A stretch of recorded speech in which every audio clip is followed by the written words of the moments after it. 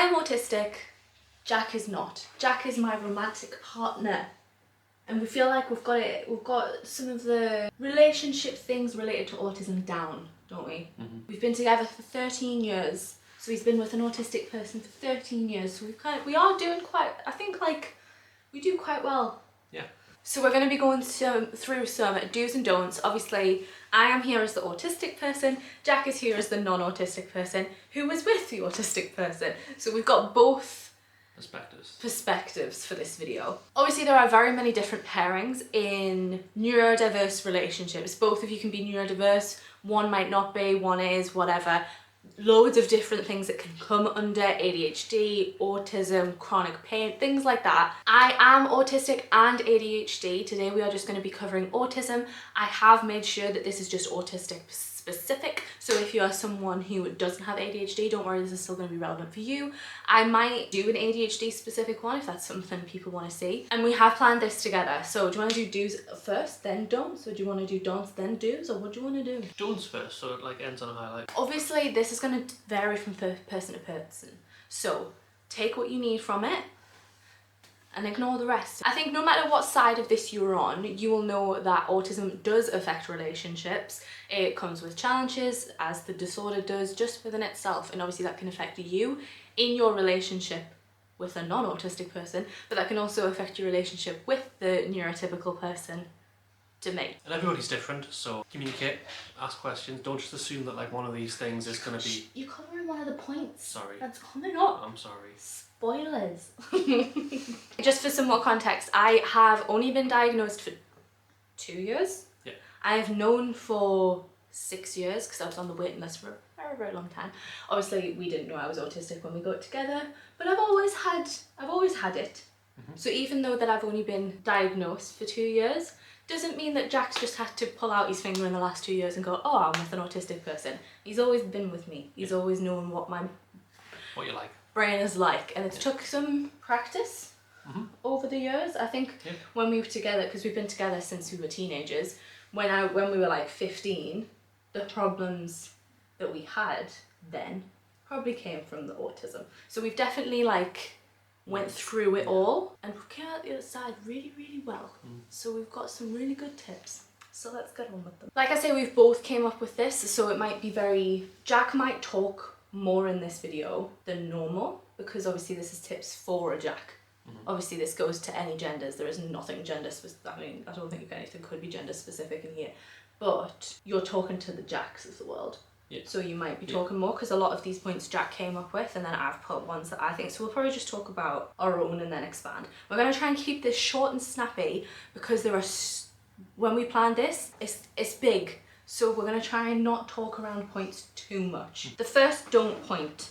Don't be emotional with your partner if you can't get your own way. See, I think there's certain things, and some of these interlink, don't they? Can I pause you really quickly? This video is going off the assumption that you know what autism is and the struggles that people with autism have. So if you don't know that, go watch another video, go watch one of mine, go watch someone else's, that's fine. But if you aren't like aware of the struggles, I'm not going to be covering that in this because of how time constrained we are. So when like, just in relation to this one, where it says you can't get your own way, that sounds dramatic. But if you know what people struggle with autism, in that we have to get our own way, you'll know that. Does that make sense? I just don't want people to be like, oh, you can't have your own way. But with autism, yeah. Go, sorry, my bad. Basically that really is just that, you know, if you are in a situation where... My way goes. Yeah. Like I have to have my way. Yeah. To be mentally well. Yeah. It's just something you've got to learn to... There is a Newcastle match going on. We do live in the northeast, and this is the kind of passion that we get from northerners. Anyway, carry on. But it's just something that's something you just got to let go and kind of move past, and don't get too bogged down about not getting your own way all the time. Because I know a lot of neurotypical people are like that, where they're quite stubborn. I think it's just something you've got to learn to kind of be flexible with. And don't let it fester over time as well. If there's multiple things or the same thing multiple times that you can't get your own way with, that's just one of the boundaries. I think you've just got to learn to accept that. Do you want to elaborate on the be emotional with your partner? Because that's what you were talking about when we went through this. You can't get your own way, don't get emotional, don't like shout at your partner, or well, don't shout at your partner anyway, but don't make your frustration obvious because that's just going to add stress to the situation anyway. And make me feel bad. Yes. Obviously we're going to be using like me and I pronouns and is pronouns the right term for that? Not pronouns. Are they just nouns? Terminologies. Anyway. Obviously we're going to be using like me and I and talking about a specific, put it to your relationship and your partner or partners. But yeah, I'm going to feel bad. Yeah. If you can't get your way, but I literally have to have my way. And I'm being obviously frustrated about it. I'm going to feel bad and it's going to make me spiral anyway. Yeah. Don't take things personally. There's certain things that autistic people need. So like in an example of us is the kitchen's quite a noisy place for Sarah. It can be a very overstimulating environment. So don't take it personally if you know your partner wants to leave the room, go to their own space, if they want to put headphones on while they're with you. That's kind of something you've got to be fine with. You'd like me to be there while you're cooking. Like that's something that you would like. Yeah. But you don't take it personally that I'm like, I can't be in here right now. Yeah. It's not about not wanting to spend time with you. Yeah. It's just about I hate the kitchen. Yeah. Just understand the environments. It's different for neurotypical and neurodivergent people. But even just not environments, just don't take things personally. Like if you're having a really romantic date day and they have a meltdown, that's not about you. Yeah. Don't worry about it. I mean, do worry about it. Make sure they're okay. Help them get through it. Yeah, don't take it personally. Don't make changes in their routine in your own or in a shared routine. Yeah, so if, I'll think of an example, but... the weekend is what the example you gave yesterday. You gave the example yesterday of if I've got in my head the day's going to go like a normal weekday, you don't want to change the routine that you're going to do without, even if it's not something we're doing together, because you know it'll throw me off. Yeah, and also like if we've got shared plans, like we're going out, we're going for a walk or something like that, and I just decide, oh, let's do something different, that's easier for me to accept than it is for someone with autism to accept. Yeah. Don't worry about this was one of mine. Don't worry about making mistakes, but listen and learn and apologise. I think this goes off like the whole thing. Like if you're watching this, you obviously care for your partner, and I just don't want you to watch this and be like, I've got to get it right. I've got to get every single thing right because they are disabled and I need to get it right for them. Don't worry about making mistakes. It's going to happen. Like you might be an expert in autism, but you aren't the autistic person. You don't know everything about this disorder and you don't know everything about this person that you love's disorder. So don't worry about making mistakes, but if you make a mistake, own it, apologise, and then just move on. And act on it in the future, you know, you don't want to keep making the same mistakes. And listen to your partner if they've said that you've done something that you've not liked. And also, please apologise, because the majority of the time, if you're sitting there being like, oh, I feel really bad, I've made that mistake, but I'm just not going to bring it up. We don't know that you're feeling bad, so we think that you've just moved on and you're not even fussed that you've done something a bit wrong. So just be like, oh, I'm sorry that I did that, I recognise that was wrong, and then we at least know that you get that it wasn't right. Yeah, just don't expect them to change. Autism is not something that you can just improved on. Yeah, you can just change your behaviour and kind of get over certain things. I think you've just got to understand that it is them, and it's always been them as well. You know, if you've only been with them a short period of time, or even if you've been with them as long as we've been together, you know, don't think, oh, something's changed at some point that has made autism happen. It's always been there. I think the hard part about that is if your partner is unmasking when they've been diagnosed, or when they understand more, they've done their own research, they may change their behaviours, but if anything, that is just them being their authentic selves around you, rather than they're actively changing their behaviour. It's just they're being more themselves, really. I think my points about this is like, I think it's a problem that's in relationships in general, is not to expect your partner to change. I think neurotypical people struggle with that, being like, oh, well, they're going to get a better person as time goes on. And I know people can get a better person, but don't expect that from an autistic partner. And don't be like, oh, well, that autism's going to get better, or it's going to get managed better. Like, don't expect that. If anything, the autism is probably going to get worse because of unmasking, especially if you're in a situation like us, where we got together and I was undiagnosed, then found out about it, and then as I start unmasking, there's things called skill regression and trait regression. So if anything, the autism might ramp itself up. So don't expect it. Things can go through time. It can get better over time, but do not expect that of your partner. Don't force it. Yeah. Don't force conversations. This was one of mine. I think there's loads of different parts of it, because there's the part that's like, don't force a conversation in terms of if your partner is feeling non-verbal, or if they're just non-verbal the majority of the time. Don't try and force that, because it can lead to a lot of shame on our part, especially if they're going through a hard time. I go non-verbal when I'm struggling, and if Jack made me try and talk through that, it would make me cry, it would make me feel sick, I would not be happy, and all that's going to do is make me feel more and more guilty. There's also just times when we can't have certain conversations and it doesn't feel right to have those conversations. So I'd always say go into conversations that you want to have, making them aware that you want to have this conversation, let them pick the time. So I don't know, say if we wanted to have a conversation about, I don't know, moving house, I would appreciate if at the point that Jack thought about wanting to have this conversation, he would go, I want to have a conversation about moving house, let me know when you're ready. Obviously that is going to add some pressure on, but with all of this, you are just as important as your autistic person. That sounds like you own them, but you know what I mean? Like, you are just as important as your autistic partner. So if that conversation is important to you, you need to let them know. Don't just feel like you are the secondary person in your relationship. Your needs are important as well. So that's the only way that I can see being like, I want to have this. Yes, there's going to be pressure, but at least then I would get to pick when it happens. Yeah. The whole point was don't force this conversation. So like, even if they go like, I'm not ready to talk about that, don't add pressure to it. Or even just like change the way you go about it. So if you want to talk about something, they go, I'm not ready to talk about that. Don't try and talk about different elements of it to try and get that conversation flowing. Just wait and kind of communicate when that would be a good time. And I get that can be frustrating if you're wanting to talk about something and it's like a bit of like a time frame, but don't be like, we need to talk about this within the next day. That's not going to happen. And write it down in your own like notes app or something like that, because there's nothing more frustrating than the autistic person in this case going, yeah, we can talk about that, but not right now. If it comes forgetting. And then forgetting, and then you're just like, oh well, you know, that was that little bit of stress that was added from the prep of that conversation is then kind of just unwarranted, really. And I think we do this, and we always end up having the conversation within a week, and a week's kind of like the maximum, because then it'll make, like, when I know there's a conversation to be had, I'll want to have a conversation. Yeah, so you'll get to a certain point where you're just like, I just want this conversation over with, so I can stop worrying about it. Yeah, and that's not, I think like that can sound like serious topics. That can mean anything. Yeah. That could mean like, I want to watch Supernatural again. I want to have a conversation. Like, it could be anything. Yeah. Don't assume they're assuming anything. Be explicit. Don't fall into the trap of being like, oh well, they should know this because they should be picking up on my vibes. Stop it. Stop it. Be explicit with everything, and you will know your partner.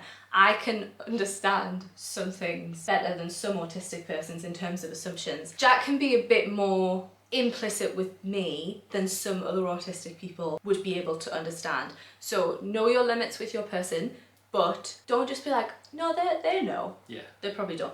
Yeah, or just if you're doing a shared task, don't just hand them something and expect them to know what to do with that. Like, even if it seems obvious in your head, it might not be. Yeah, exactly. Don't correct them and say they're doing it the wrong way. So like, if, I can't think of an example, but one example of, the spreadsheet. I think when we thought of this point, Sarah had a YouTube planning spreadsheet up, and it wasn't to be a point of like me thinking I would have done that particular spreadsheet a different way. Exactly. It was just because it was there and it was an example. But if they're going about creating something or doing something, like, I don't know, hoovering, for example, or anything that people do in particular ways, don't kind of like shame them for not doing it the way you would think about doing it. Just understand that they might go about it a different way. But also, don't expect that of us, because I will tell Jack he's doing things the wrong way all the time. Yeah. That's just because my brain works one way, and when I see someone else doing it a different way, it freaks out. So, I know that's hypocritical. Hypocritical. Autistic people are hypocritical in their brains. We can't help it. So I know that the point is, don't tell them they're doing it wrong, and we will tell you doing it wrong. Please just accept it. Because I'll cry if Jack tells me I'm doing it wrong, and I will get defensive, and I will not be able to do it another way. So don't shame their interests either. So like, in any way. Yeah, even just as a joke, because autistic people hang on to comments and things like that. We ruminate like nothing else. So if I just comment saying, oh, that TV show looks really stupid, like in a comedy style or anything like that, then that's going to really impact kind of their thoughts about a TV show, to think, oh well, now I feel shame for continuing to watch it. And silly, and then you might have just took something away from them that was really important. Especially if it's like a special interest or hyperfixation, it's going to be something that really impacts. Just don't joke about it at all. You may think it's a joke. You may be like, I know I can do this with my partner. I wouldn't recommend doing it, because I feel a lot of shame. This isn't even just with Jack. If anybody makes a joke about something I'm interested in, I will doubt that I like that. I've got a good example from today, actually. I took Oakley out today, and Sarah made lunch, and you text me to say, I hope you don't mind me starting to eat, and I was contemplating coming in and being like, I can't believe you started eating without us. But I was like, that's not even like, that it probably would go the complete wrong way. So it's just being aware of those and thinking about, this joke may seem funny to me, but how is that going to impact them? The thing is, I know this is getting a bit more deep, but like, because we have grown up in a world where we don't actually understand if people mean what they say. If Jack came in and said that to me, I'd be like, he's joking about that because he actually wishes I'd waited, so I shouldn't have done it, because I don't know. Obviously I do, because we've been in a relationship for a really long time, but if it was somebody else, even with you, I'd probably be like, oh, he means that. And last one. Similar to the earlier one, just don't change things without talking to them. So like, don't move like things in the kitchen cupboards, in the fridge, anything really. Kind of. Especially in their spaces. If they've got like a space in in your bedroom, don't touch it. It's like, this might be ADHD as well, to be fair. It's like Sarah's desk. I wouldn't go to tidy or clean Sarah's desk or anything like that. Okay, we're on to the do's now, which is longer. Speed it. We're going to speed it. I think just related to everything that we've talked about already, just have patience with it. Yeah. And communicate. I don't know if communicate isn't one on there, but I think communicate is just a thing within relationships. Yeah. So I didn't want to put it because it's a bit like, communicate anyway. Can you explain the patience bit a bit more? Because whenever Jack says this, because he said this in other videos, and I'm always like, why do you have to have patience to deal with me? Can you explain it a bit more? It's just, in all these scenarios, just understand that your partner might struggle with stuff, and that for neurotypical people, situations change, and you can kind of almost throughout every single day you can change to different like states of mind continuously within like 5 minutes, half an hour, any time really. It's easy for neurotypical people to do that. I think it's harder for autistic people to do that. Often when you get into a mindset or a state, how you are, you can often get stuck in that state for longer periods of time. So just have patience with them and understand that it's not their fault and it's not. I think it leads on to your next point, to be honest, if you want to bring that in. Yeah, and just like remember they think differently, so their mind works completely differently to yours. So just have patience around that really. Our brains are different. Yeah. We literally have different ways of thinking about things, just to you most likely. Let them be. Don't add pressure. That will be. Just in relation to just like a dog. Just leave it. Just in relation to just don't add pressure when there's no need to. Yeah. I think I said this one. Like, leave room for downtime if planning a trip or a event or even just a day. Anything really, just allow room within that. That's if you can plan. In some relationships, just let the autistic person plan it. Yeah. But with us, I'm more like, with my ADHD, I'm just like, you plan it. But even if the autistic person plans it, just think about this generally, it doesn't have to go into the why not? We can forget that we need it. Like if you drive... Or be too optimistic. Yeah, if you drive at a long distance, just think like, we might need half an hour there just to chill and just to like, if the autistic person is driving, or even if you're driving, like a lot of things in that scenario can overstimulate. Just allow time for them to relax a bit more and remember they've got safe spaces, like one of yours is the car. So kind of if we're out and about, we try and prioritise taking the car everywhere rather than public transport, because we know that if I need somewhere to go, the car is there to go to. When we went away for my birthday before, and even your birthday, to like places where we're in a place kind of all day, like when we went to the Cotswolds and we spent a day in one of those villages, we knew that the car could be somewhere we could go back to in between doing all the things we were doing in that place. Yeah, I think Manchester was a good example. When we went to Manchester for our anniversary last year, I was struggling, so we kind of stopped doing things and went back to the car and had an hour and a half, so I could kind of recollect myself. I don't know what I would have done without that. Obviously, I know not everyone's that fortunate to have a car, so maybe think about that beforehand in trying to be like, where can we go if there is... Yeah, it could be anything, just like a little kind of quieter area, a coffee shop or something, just somewhere that's a bit more... And some shopping centres have quiet rooms now. I know Leeds had one, didn't they? So have a look around. This one we had a bit of a discussion on, didn't we? Because Jack was saying to check in, but then I went, actually, I prefer it not this way. So do notice when they aren't doing okay and change/help, but without asking, because you had it like, oh, I should ask. But for me, I actually felt like I prefer when Jack doesn't ask and just does something. So say if we're in a situation, I don't know, like what we were in with friendship group, when we were sitting in the friendship group, if Jack saw me struggling and then went, are you okay? I would not feel comfortable to then talk about why I'm not okay. I also, like I said, I go non-verbal, so if I'm not doing okay, I might not have the capacity to talk about why I'm not doing okay. I'd rather Jack look at me, try and think about what it was. So a good example is my hunger. I really struggle with proprioception, so I go from not being hungry to very, very hungry and in pain very quickly. So if it would be good if like Jack would look, be like, she said she was hungry about an hour ago, she's probably in a lot of pain, and then he would be like, let's get food now, and like steer either us or like the group to get food, or if it's like the music's really loud, Jack then going, can we turn the music down, rather than me doing it. Just remember that the shared spaces need to be might have to be changed, sensory friendly. Just what were the examples we thought? I think it was the example you gave was more of an ADHD one, which is why I didn't write it. Yeah. But I think then we went on to like lighting. Yeah. We didn't. This is a good example. We haven't personally disagreed on this. No. But I feel like it's a good example that if you are with somebody and you prefer a bit like brighter lighting, that might not be a possibility. You might just have to accept that you're gonna have to deal with very dim lights because that's what we prefer, or you might be in a situation where you like having music on all the time. That might not happen. It might happen because you have sensory seeking autistic people in different moods, but shared spaces you might have to compromise a little bit. Remember, it is a disability and you might have to change your own behaviour and routines rather than the other way around. You know, it's not something that is just a phase or will go away.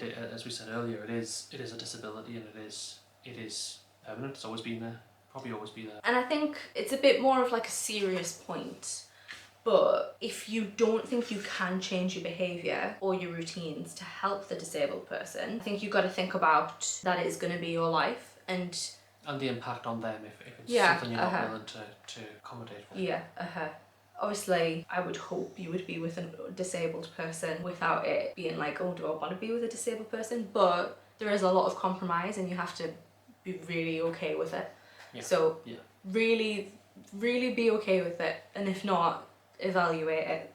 Yeah, and have that conversation. Yeah. Use kind of language and kind of think about the things that you're saying, because even though they may not seem impactful to you, they will be impactful to your autistic partner. Don't use ableist language as well. Some examples we kind of thought of were things like get over it, or let's do it anyway, or it'll be fine. I hate it'll be fine. And kind of move through it. You know, if your partner is struggling with something, saying like it'll be fine, we'll get through it. It'll only be stressful for a short period of time.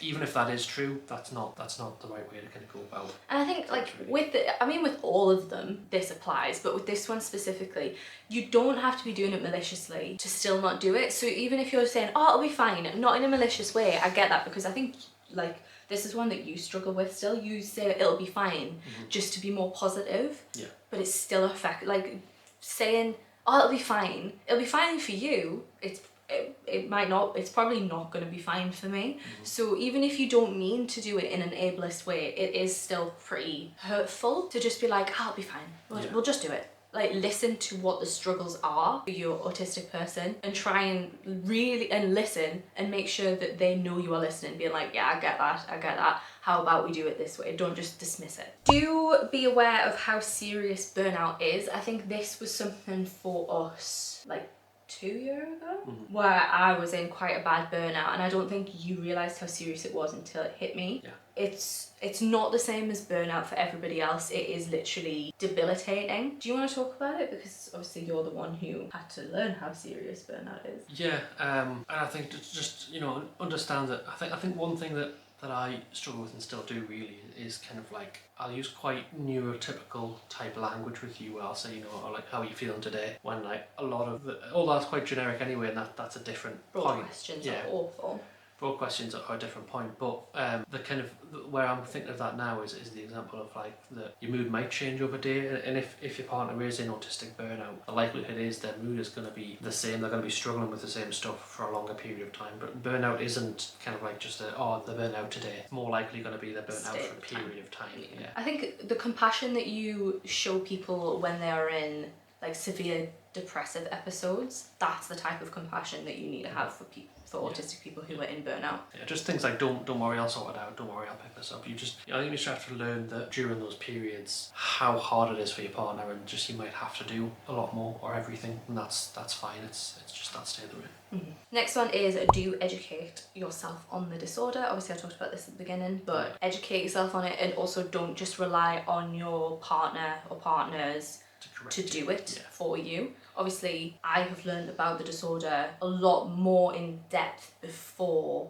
Jack, because I was at uni for psychology, so I learned about it there, and obviously I thought that's what this was, so I started researching on it. And then because all of that's going on, you don't want to have to relay every single point to your partner, but you want them to have that depth of understanding. So take it upon yourself to learn about the disorder, follow disabled creators. I think that's the most organic way of learning. Organic, manageable way. I'll link my favourite ones in the description box, because I do have favourite informative autistic creators, so follow them. Just really do the work. It's not down to us to teach. Obviously we will. I think I've taught you quite a lot, but that's because I wanted to share that rather than you just sat waiting for me to teach you. Yeah, I think there's an element of, you know, you might have to ask the question to your partner, oh, is this trait or this struggle something you resonate with? Because every autistic person isn't the same, so there might be certain things that they do struggle with or don't struggle with. So do your own research, but don't just assume that everything that you read or that people tell you is true for your partner. You know, have that conversation with them and ask them questions about it. I think asking them questions about how they deal with certain scenarios as well is kind of quite a, I mean, you might correct us on this, but it's quite a nice way of bonding with your partner a little bit, to show that you're interested in them and their state. Do you advocate for them? Specifically to family and friends. And I suppose that like Christmases and birthdays and events are like some of the hardest activities for autistic people, I think. So just in those scenarios, you know, advocate for the same things we've talked about, you know, making sure they've got a safe space to go to, making sure they've got things like fidgets and stuff like that, but also with other people in those events without kind of like saying in a way of belittling them or kind of making them seem less, being pedantic about it. Just try and get those people in those scenarios to understand. But at the same time, like the whole thing of autism is it's a communication disorder. We are not good at communicating. Like that's the whole point. Autism is a communication disorder. So you probably are going to have to be the person who communicates for your partner effectively some of the time, most of the time. So if you know that a point is important, I don't know, let's take Christmas for example, and we were planning Christmas with, I don't know, your family, and you knew for me it was important to have lunch at 1 o'clock, I don't know, and your family was like, no, just be timely. We'll have lunch whenever. It's important for Jack to be the one to go, this is really important that we have Christmas at 1 o'clock for my disabled partner. Obviously you don't have to say it in those words, but do you know what I mean? Like Jack is the one who has to speak for me because I can't speak for myself. And I feel like it sounds dramatic, but that's the disorder. I can't speak up for myself a lot of the time, so Jack has to do it for me. I think there's power in saying things that need to happen, or saying things that someone's struggling with from a third person point of view rather than from them themselves. Yeah, 100%. For a lot of people, and it's wrong and it shouldn't be like this, but still for a lot of people they go, oh well, it's kind of that person's quite me, like everything's about them, where if it comes from somebody else, it kind of almost comes across in a different way to a lot of people, I think. So it's just advocating, like it's literally like the word I use, it's what you're saying, it's advocating for them. And I think it's important to know you are probably going to be the person who understands your partner the most in the entire world. I think a lot of autistic people have issues with family. I don't think that's a uncommon experience, so you are probably going to be the person. Jack is the person who knows me the best out of absolutely anyone. No one even comes close to how much Jack understands me, so I need Jack to advocate for me because nobody else will get it. Nobody else will look at me and be like, she's struggling, Jack has to do it. And whilst we're still on the advocate point, I think it's really important to be like, for lack of a better term, and it sounds again dramatic, but a disability rights advocate as well. Like if Jack was around his work people, for example, if they started talking about autistic people, I would expect Jack to advocate for the autistic community on my behalf, because he isn't part of the disabled community, but he is heavily involved with the disabled community because he cares for me. Even if it's not like directly related to Sarah, it's directly related to Yeah, just exactly. a stereotype that is out there. Yeah, I think I would expect you to be like, you've just that's got to not stand true. up for it. Figure out tasks that are hard no as well. So like some examples: the dishes, the bins, that kind of stuff. The sensory stuff specifically around dishes and bins, I think, is the struggle. And it's something that I think you would do if you really had to. Like if I was at work, you'd maybe wash a few dishes that you needed to do what you did, but it is still a struggle. Don't assume they're going to tell you those hard no's, because that's quite a stressful thing to be able to say, look, I can't do this. Kind of try and learn those a little bit as well. But pick up on that. If they're saying it in passing, they probably mean it in a more serious way than just being like, oh, I don't want to do the dishes. And it's the type of thing I was saying before, like where I said, like don't educate yourself, but don't kind of assume everything you hear online. But in this scenario, if you do read or hear stuff or do the research and you think, oh, that might be a struggle for my autistic partner, assume it is in relation to these kind of tasks that could be a hard no for them, and have that conversation with them. Just say, look, I'll do the cooking, or I'll do the dishes. Is that something that you kind of struggle with? Just be fine about it as well. Don't huff and puff, and don't kind of like shame them for not being able to do those things. It's just part of it. But coming back to my earlier point, you are important as well. So if that's not something, so say if Jack was also like, I can't do the dishes at all, figure out what you can do about it. Because I know this is such a big topic in itself, but there are costs that come with being autistic in terms of like, cooking is a good example here, because I do not like cooking. I cannot do it. It's one of my biggest struggles. And even when like Jack's not here, it's a huge struggle. So costs do incur, because when Jack doesn't want to cook, we tend to order out, and that's when costs do occur. So I'm very aware of being like, figure out what you can do. And I was going to say, if it's something like cleaning is struggling, I was going to say, see if you could get help, so hire somebody to come in for like an hour a week or whatever. I know that's hard, but unfortunately it is the reality of the disorder that it is expensive, hence why we have personal payments in the UK. I know that's hard to get. I don't get it because it's freaking hard to get. But do what you can. And even if it's not something where you get somebody to come in and help, or say if you have a really good family network and it's like, I don't know, clothes, asking if they can take clothes like once a month or whatever. If you don't have that, try and come up with something in between you that's gonna work. Something like, going back to the dishes, would I be able to deal with doing the dishes on one Wednesday evening? Would that help alleviate it with Jack? Like, figure out something. If you don't feel comfortable just taking that task, try and come up with a way. Otherwise it's just not gonna happen. Like, it's gonna struggle and just keep struggling. Or like the example with us more recently is that at the moment, just due to the dark nights, I'm taking Oakley out during the day, during lunchtime. You're cooking food. But something that I think really helps you is if I just make sure that the bad bits are done. The bad bits, yeah. So like, it's like everything that you will need to cook food. The dishes are done, so that you don't have to do the dishes. I'll start with the chicken. With the chicken, cut the chicken up, put it in the pan, because that is something that you struggle with. And then kind of like that just helps you do that task, even though that task is a bit of a no. And then I can take over and do the bits that I don't mind. Realise that the relationship might not be 50-50 in relation to these type of things. You might end up picking up a lot more of the housework, of like the responsibility out the house. Something I think we haven't talked about, but a lot of autistic people struggle with is going out the house to like leave their safe spaces. So like, I'll go do the shopping because it's just something you struggle with, to go in the shop. And if it related to the last point, like I think something we've done in the past before, when you've had to go do the shopping, I've kind of like almost drawn you a map to the things that you're going in for. So you know exactly where you're going in for, you know exactly where you're going, and that can help you. But just understand that it might not be 50-50. You might have to give a bit more than you receive, but that's fine. It'll be flexible over time as well. And I think if you're going to take on any more shared responsibility, realise that's not going to be 50-50 either. So like Oakley, kids, any pets, we didn't really think about it going into it, about how it probably wasn't going to be 50-50. And then within the first few months we kind of realised that it probably wasn't gonna be, because of situations that aren't in our control. But Jack very early on said that he was fine with it not being 50-50 with Oakley, and try and get it as close to it as you can. But don't try and force it to be 50-50. Yeah, and be aware of it before you accept that. Like, if you don't think you can go into having children in a situation where it isn't going to be 50-50, evaluate that. I think in relation to that, I'll talk a little bit about income, because I think a lot of autistic people struggle with work.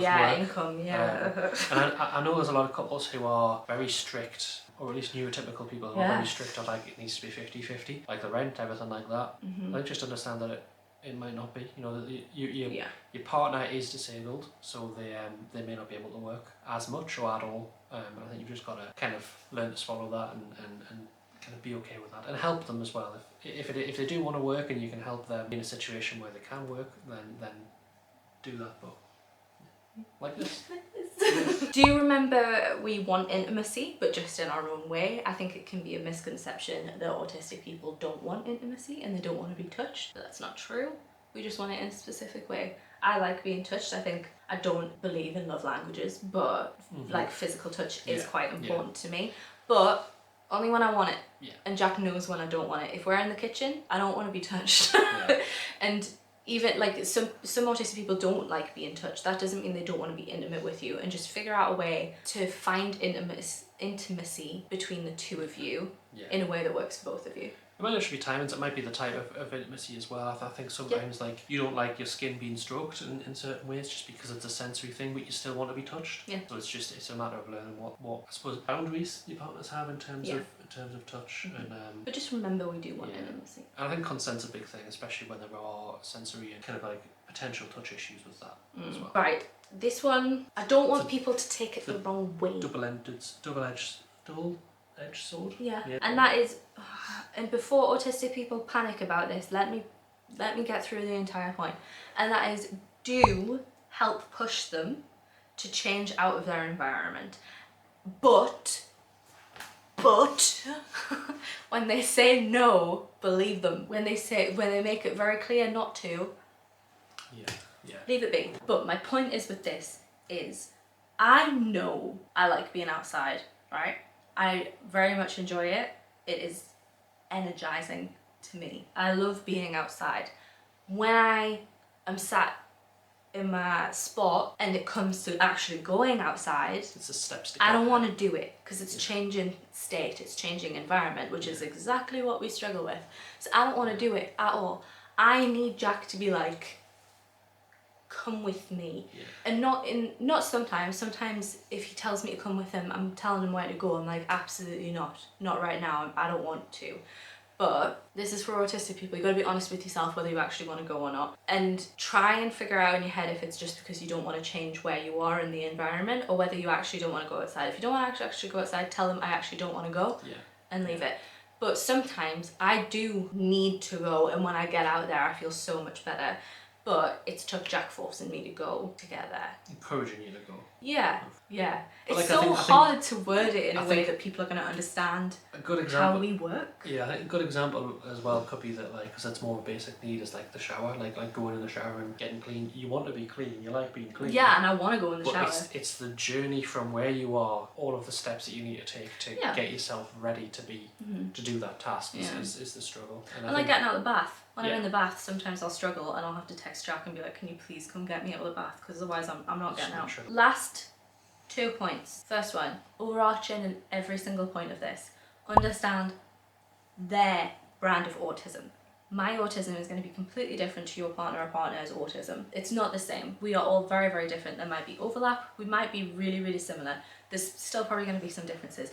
You need to look at the disorder, educate yourself on the disorder, understand the disorder, but then also apply it to them, because it's gonna come out in completely different ways. I am somebody who my ADHD intermingles with my autism a lot, so my autism looks very, very different to a lot of people. If Jack treated me just as a standard out of the DSM-5 autistic person, I'd hate it, because it's not how my brain works. So understand them. Do you have any points to add about that? They aren't lesser because they struggle with stuff. They think differently. They behave different. Everybody does. If you look at it from a perspective of, if you look at just neurotypical people, I'm going to be completely different to somebody else in neurotypical. And it's exactly the same with neurodivergent people. Everybody's different. Yeah. Not to belittle it at all, because it is a disability. Yeah. But yeah, you just got to accommodate and understand with everybody, but specifically with. Yeah. My last point is take care of you as well. I think I've tried to say that throughout the entire thing, but you are just as important. Yes, you have a disabled partner. Yes, it can be challenging, but because it can be challenging, you have to make sure that you are okay as well. Taken care of, and I use this word specifically because I'm comfortable with it, but some people might not, but Jack cares for me. Like, I am dependent on Jack, and I think we can all agree that being a carer is a really, really challenging, mentally tolling job. Obviously, you don't want to be like, well, being with my partner is a job. That's not what I mean. I think anybody can agree that you want to be the best person for your partner and you want to take care of your partner as much as possible. I want to take care of Jack. Jack's neurotypical. He's the most neurotypical person I've ever met in my life. But I still want to take care of him, and he feels the same about me. But that doesn't mean that I don't understand how challenging it can be for him to take a lot of the load in life. He is the main income earner, he does a lot of the housework, he does a lot with Oakley. I'll try and support him in any way I possibly can with my silly little brain. But if Jack told me at any point that he was struggling, I would 100% be okay if he went, I need to just go spend a day in a hotel by myself just to have a day. That's fine. We'll figure it out. I'll go stay with my grandparents, whatever. Like, you need to take care of yourself, and your partner, your autistic partner, will understand if you say that you need a break. If not, that's sad. Tell them to come check my channel. I'm gonna do a video for autistic people next. But you are important. Sure, you may not be disabled, but you are important, so please take care of yourself at the same time. Yeah. Any points to add to that? No. Okay, I'm aware. He does not contribute. You don't help with the autism, do you? You don't care for me. No. Daddy has to do it all and then care for you as well? Disgusting. Anyway, this video is incredibly long. I'm so sorry, but I wanted to talk about all those points. Do you have anything to add? No. No, okay. If you enjoyed it, please leave it a like, comment, subscribe, share, all the good stuff. If you have any points for any of it, if you are an autistic person that has points that your partner does, if you are someone who is with an autistic person, please leave them in the comments. In every single one of my autistic videos, I want it to be a shared goodness of advice. So leave any points in the comments, or if there is like a point that we brought up that you think is really, really important, let people know, because people watch the video, they also look at the comments, so it's just as important. Thank you so much for watching and making it to the end. I shall hopefully see you in another video. Bye.